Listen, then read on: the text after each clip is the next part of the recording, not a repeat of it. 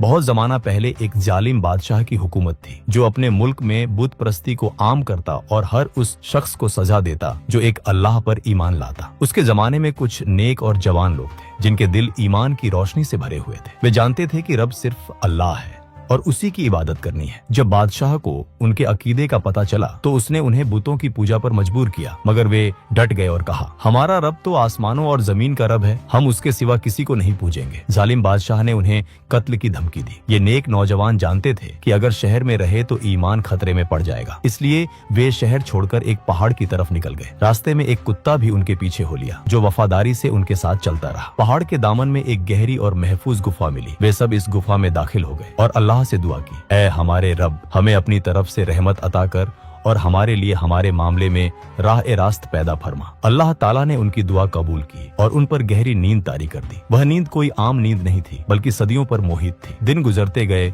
साल बदल गए, नस्लें बदल गईं, मगर वे गुफा में आराम से सोते रहे। उनका कुत्ता भी गुफा के दरवाजे पर बैठा हुआ था जैसे पहरा दे रहा हो। अल्लाह ने उनके जिस्मों को इस तरह महफूज रखा कि वक्त का कोई असर न हुआ। तकरीबन 309 साल बाद अल्लाह ने उन्हें बेदार कर दिया। वे जागे तो समझे कि शायद एक दिन या आधा दिन सोए। खाने के लिए उन्होंने अपने साथी को पुराने सिक्के देकर शहर भेजा, मगर जब वह शहर पहुंचा तो हैरान रह गया। वहां का सब कुछ बदल चुका था। लोग अल्लाह की इबादत करने लगे थे और पुराने सिक्के देखकर सबको अंदाजा हुआ कि ये लोग तो कई सदियों पहले के हैं। यह खबर पूरे इलाके में फैल गई। बादशाह और अवाम उन्हें देखने आए और अल्लाह की कुदरत का मशाहिदा किया। इसके बाद अल्लाह ताला ने इन सबको दोबारा अपनी रहमत में सुला दिया और वे दुनिया से हमेशा के लिए चले गए। कुरान में अल्लाह ताला ने यह किस्सा इसलिए बयान किया ताकि लोग जान लें कि अल्लाह हर चीज पर कादिर है और कयामत के दिन जिंदा करना उसके लिए आसान है।